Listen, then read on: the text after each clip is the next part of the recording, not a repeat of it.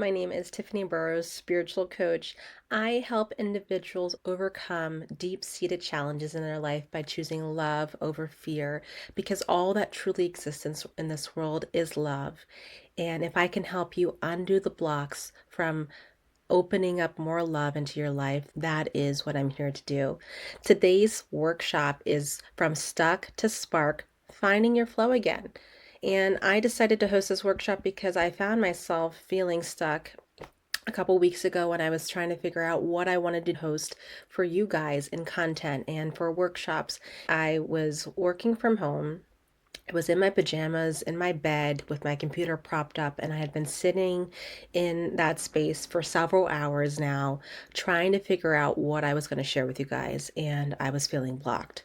The ideas weren't flowing. I was getting frustrated, and my partner, who was in the other room, came in. He was also working from home, and he said, "Hey, how are you doing?" And I just said, "You know what? I'm just so frustrated. I can't figure out what I want to share and how I want to present myself in this workshop." And he said, "Well, Tiff, you above all know that when you're trying to force something, it's not going to flow. It's not going to happen with ease. You need to take a step back. Why don't you do something different and allow your mind to be on something else and allow the flow and the energy to come back to yourself?" And so at that point, since I was still in my pajamas and I hadn't gotten dressed, hadn't brushed my teeth, the whole nine yards, I hopped in the shower and I began to feel the warm water on me and just how good it felt just to just have my mind off of something else. I began to just sing in the shower and just do things that kind of made me feel good as I was just kind of off the topic of what I was going to be sharing with you guys. And don't you know, ideas started flowing. And I was in my creativity again, and I was in my flow, and I was also feeling better about myself.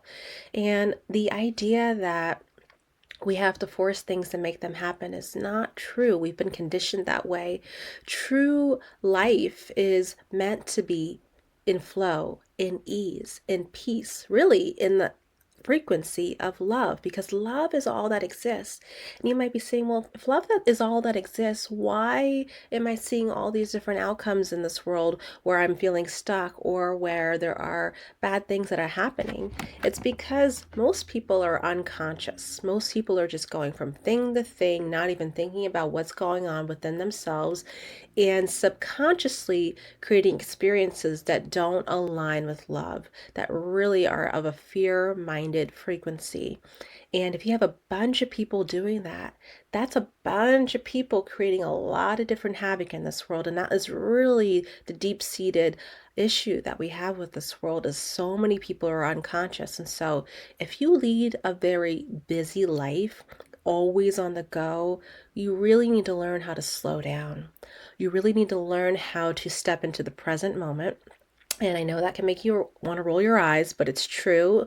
And if you allow yourself to tune into your body and feel how you're feeling, feel the sensations. Right now, have my hands on my chest and I can feel my vocal cords, the reverberations from my vocal cords. I can feel my heart beating through the sensations on the tips of my finger to my heart. I can feel my breath right now. All that's bringing me to the present.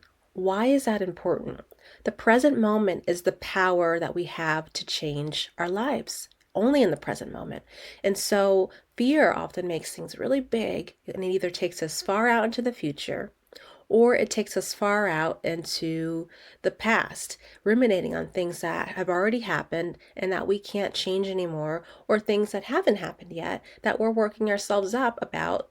And I have been studying a text called A Course in Miracles, that's really been helping me shift my beliefs from fear to love. And you can see mine is kind of all worn out and used. And it's a metaphysical text, if you've never heard of it, that teaches principles to help you align with the frequency of love. And if you ever have tried to read the text, you might find that it is difficult to understand with your intellect and with your mind. And that is because it's meant to speak to your heart. And it won't solely be understood with your intellect. And there are a lot of things that we don't understand with our intellect, but really we can see the benefits of it. Take, for instance, if you are training your muscles and you don't understand how the muscles grow, how they work, but you just keep showing up every single day, well, you're going to start to notice ever so slightly small shifts along the way. And over time, that leads to bigger shifts to seeing a body that is more toned, more healthy, more strong, all those things. And in the same way, when you train your mind to be in alignment with more loving things, by again studying texts like this, and this doesn't have to be your only study, you can study any other text that you resonate with. And there are plenty of teachers out there that teach the same concept, but in their own way. And they might use different terms, but the terms will make sense to you and they'll resonate with you. And an example of that is a Wayne Dyer, Mel Robbins, Gabrielle Bernstein. These are all metaphysical teachers that teach the idea that the point of power is in the present moment. And it starts by taking responsibility for our inner state, because it's the inner state, our inner mind, our inner thoughts, our inner beliefs that are creating the outer world, our outer experiences. Now, you might be saying, no, okay, Tiff, that's great and all, but how does that relate to me being stuck in trying to figure out what I'm going to be doing next, or where I'm going to be going next, or whatever situation that you want to call to mind? Well, if there's only two main emotions, fear and love, and that we're either aligning to one or the other, and the solution is then to align with love, that means that we need to align our thoughts and beliefs to that frequency of love, which is why it's important to be training our minds to be in that alignment more of the time than not, because then we're going to start to see the creativity flow. And so, A Course in Miracles describes a miracle as a shift in perception. That shift in perception has the power to change the trajectory of your life. And that is so powerful. But many people try to change the outer world. They try to change other people. They try to change other circumstances. And that is the definition of insanity, because you can't change anything outward of you and really reap the change that you want to see. Gandhi knew that. He said, be the change you want to see in the world. And if you be the change you want to see in the world, you'll start to see the change come from the in to the out. And so, another example of this is if you go to the movie theater and you're watching a movie and you're watching a scene unfold that maybe you want to see unfold differently, you're not going to go up into the screen and try to shift the characters, punch the character if it's an evil one, or punch the screen. You know that the source of that creation is beyond just the screen. That's just a projector. You need to go within the projector, and even within the whole creation of what made that scene in the first place, to be able to make any change. And in the same light, that is also the change that has to happen within ourselves if we want to experience greater flow, greater peace, and ultimately greater love in our life. And so that is the main crux of this teaching. It starts with you. It starts within. And the medium to be able to have more love is to first and foremost stop judging yourself and other people for not being where you want to be or having exactly what you want to have, because that judgment and creates shame, and shame never got anyone to change. You remember the people in your lives that really helped you shift and change. They were kind. They were compassionate. That was that teacher that really took the time to really see you. That was that mentor that really thought you had potential and showed you that you had potential.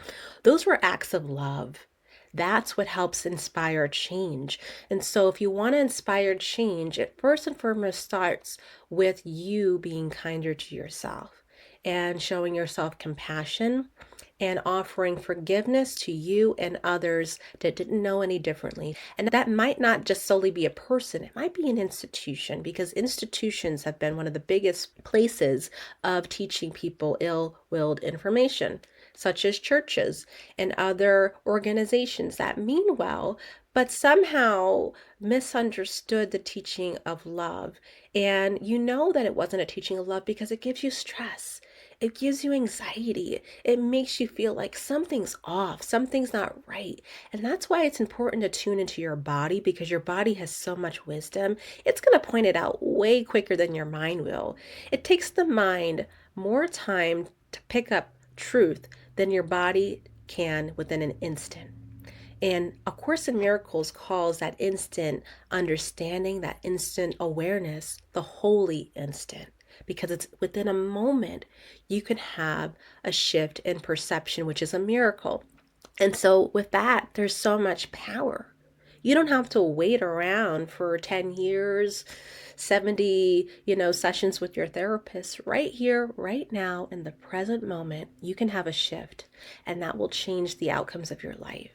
And that is so, so powerful. So, step one, when you are feeling stuck, slow down. Step two, get into your body.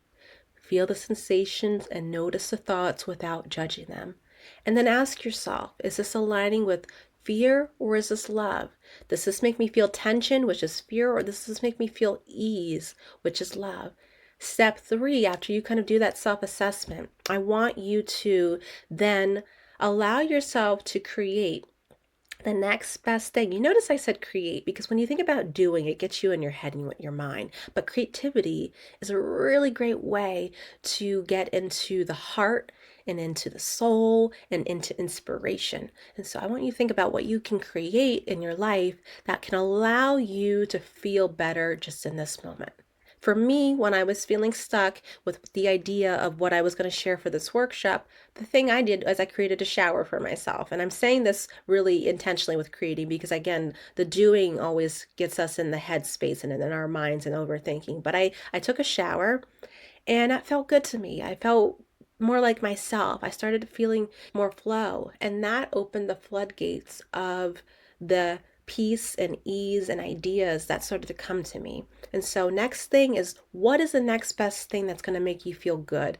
That might be walking away from the idea altogether or walking away from the situation altogether just to get your mind off of it and allowing yourself to do something that allows you to feel good for that moment.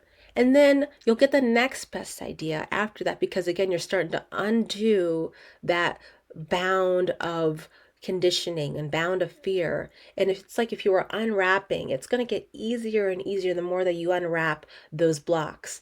And you're going to start to feel more flow and more ease. And that is really the process. And to tune your mind on a regular basis so that you can do this with greater ease, no pun intended, you want to start to train your mind. And texts like A Course in Miracles are really, really helpful because they help to train you over time. Because we have a series and years worth of conditioning that have taught us, quite honestly, lies. It has taught you that you have to fight for things. It has taught you that you're not worthy, you're not enough, that in some form or fashion, life has to be a struggle, that you have to sacrifice yourself in order to have. That is not true. When did that ever get anybody happy? When did that ever make anybody feel good about themselves? What made people feel good about themselves was following their heart and aligning with what felt the most true for them. That is the truth of life. That can be experienced, and you don't have to wait a lifetime to have that. The point of power is always in the present moment, and you can experience that right here and right now. And I know that this is going to make a difference in your life. I know that you're going to have to start to have more creativity and flow in your life. I know that you're going to be able to start making decisions with more ease. And I want to share with you a story because I did host this workshop earlier live. Not all of you guys got the link because of my technical difficulties, and my apologies for that, but you're getting it here right now. And when I had the session with a few people that were able to make it, Stephanie showed up, and Stephanie shared an experience of her feeling blocked because she's working on becoming a life coach herself. And she's going through her master's program. And part of that entails to get an internship and to get some hands-on experience within that work in psychotherapy and coaching and counseling and such. And she's been having the hardest time get opportunities open up for her. And mind you, what's going on in her life is that she's recently had a little baby girl, beautiful baby girl, by the way. She's married, but she can't solely rely on her husband's income. So within this internship, she needs to be paid well. She also needs some flexibility with her child. And she also wants to be doing something where she feels like it's a fit. And so she's gone on interview after interview, and it just hasn't been working. And as she was telling me the story in the session, I could feel her sense of unworthiness come through, her sense of inadequacy come through. And that was driving a lot of the experiences she was having in life. Again, like I told you with the movie theater, you can't change what's on the screen. You have to change what's in first. And so I asked her to validate if she's feeling unworthy, and she said, "Yeah, this has just been really hard, and I just, I've been struggling, and I just don't feel like maybe I can do this, or maybe I'm enough for this." And just all the insecurities started to surface, and I completely empathized with her and had so much compassion for her. And in that moment, I helped to realign her thoughts by guiding her on a live visualization and meditation to help her shift her frequency to that peace and love. And from that, she had a miracle. She had a shift in perception. And she had the slightest belief that maybe there can be another way, that maybe she has some worth. Well, she has more than some worth. She has all the worth in the world, but it was just, again, her belief starting to shift and unravel. And maybe I don't have to force this, and maybe I can ask for what I want and have it. And maybe those other opportunities that weren't working out for me were not for my highest good. So it was for my best service to not see that come through, and that are for me will come to me with ease, and they will not pass me by. And so I started to see this shift for her, and it was so beautiful. And that is possible for each and every one of you. But you notice what happened? It didn't happen by her continuing to ruminate on that. I had to help her realign. And what I helped her realign and do is I actually started to help her get into her body. I told her to take a deep breath. I told her to examine her thoughts. And then I helped gently guide her to more loving thoughts. I affirmed her. I lifted her up. I gave her the opportunity to forgive herself for judging herself. I gave her the opportunity to forgive the people that misguided her in teaching her about inadequacy through her life experience. That forgiveness really helped to release a lot of past hurt and past trauma. And then as we did that, she started to feel better about herself. And I truly believe that with her feeling better about herself, she's going to be able to show up in spaces and in interview sessions for internships with a different energy, with an energy that shows confidence, with an energy that shows worth.